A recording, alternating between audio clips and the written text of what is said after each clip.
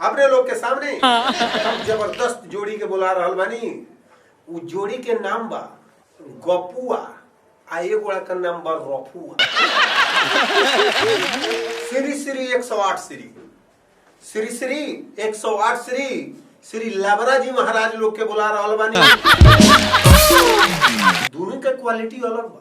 मुंह पर झूठ बोले लोग लेकिन दम खम ऐसा रखेला लोग कि झूठ के सही करत लोग के समय न लगे।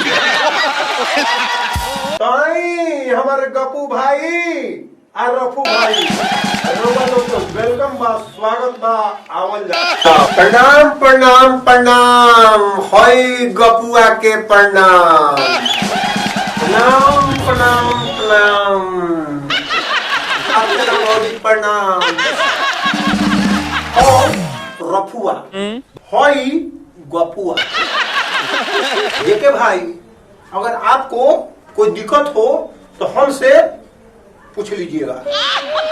हम दोनों भाई बिल्कुल झूठ नहीं बोलते हैं। हम दोनों भाई जहाँ जाते हैं कंफ्यूजन पैदा हो जाता है।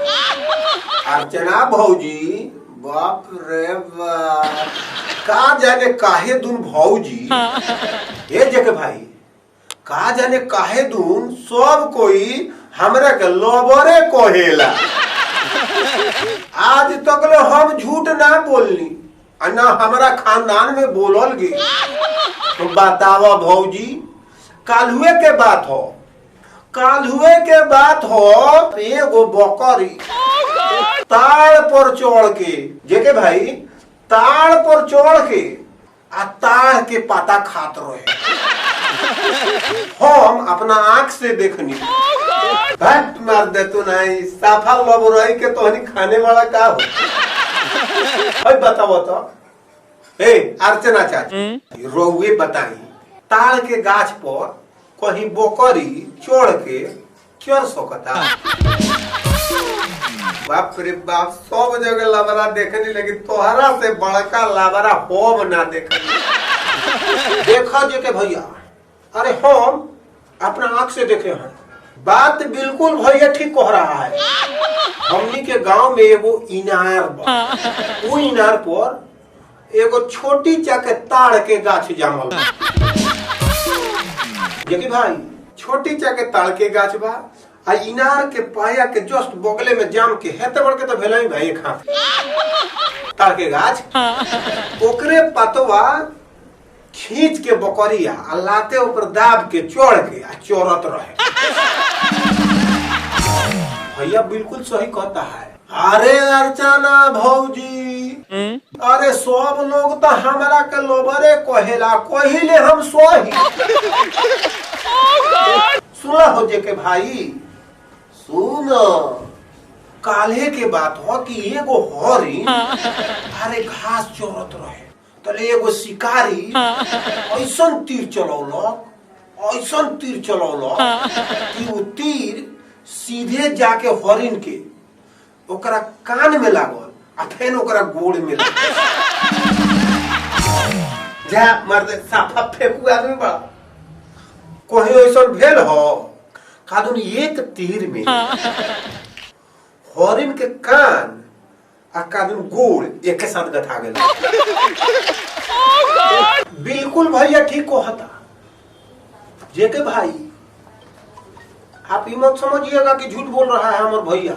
हाँ, हमार गपुआ भैया झूठ नहीं बोलता है, हम बोलते हैं। समझे, हरिन जो है ना जंगल में, अरे हरियर हरियर घास चरत रहे, समझनी। तो वही समय में शिकारी मोरलक तीर, जेके भाई निहुरा रहे, दांते होगावत रहे गोड़ में। वही समय में तीर मोरला बजा के ओकरा कान में ओकरा गोड़ में एक तीर में गथा गया। समझी? हाँ, कहीं गलत नहीं है। आक मार दे तूने, हमनी समझ गए कि हेत कान आ गोड़ की एक साथ गथा। हे अर्चना भौजी, हे जे के भैया, अरे एगो बात कहम तो तू तो मनबे ना करबो। जानो तारा का भे रहे 1 महीना पहले अरे एगो शिकारी ऐसन तीर मरलक एगो हरिन के कि उ 1 महीना बाद उ तीर हरिनिया के आज जाके लागल। हाथ मार दे तू नहीं हाथ ना लबरई हम ना सुने भाई काहो अर्चना चाचा बाप रे बाप हाथ ना लबरई 1 महीना पहले अब देखिए 1 महीना पहले कादू तीर चलल का होइए नु उहे हरिन के 1 महीना के बाद यानी खेदत रहे उ तीर हाय खेदत जात रहे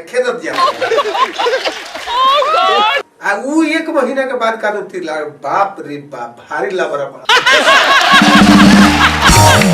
और बात लबरई ना होला अरे ई त बात हमारा आंख के सामने के हो। ए मैडम जी रोग जन तनी का भेर रहे सुनी शिकारी 1 महीना पहले बैठ के आ हरिन पर लगौलक निशाना। 1 महीना पहले तीर चलेलक उ तीर हरिन के ना लागल हरिनिया कूदल बौका गेल के सीधे उ तीर चल गेल ताड़ के गाछ में जाके ओकरा पत्ता में हल गए हलल रहे। अब देखिए अब हरिन चढ़ते चढ़ते उहे ताड़ के गाछ लगे चल गए जहां पर तीर अटकल बा ऊपर तब तो एके बेर पानी आयल कस के खूब जोर से हवा बहे लागल ताड़ के पत्ता लागल लड़ते लड़ते पर से गिरा तो ताड़ पर से और सीधे आके हरिन के पेट में जाकर लागता हरिन मर गई। बताई बात सही है कि ना का भैयो बात ये नु हो 1 महीना पहले हमनी के आँख के सामने जो तीर चलल रहे उहे रास्ता में उहे हरिन 1 महीना के बाद उहे तीर जाके लागल।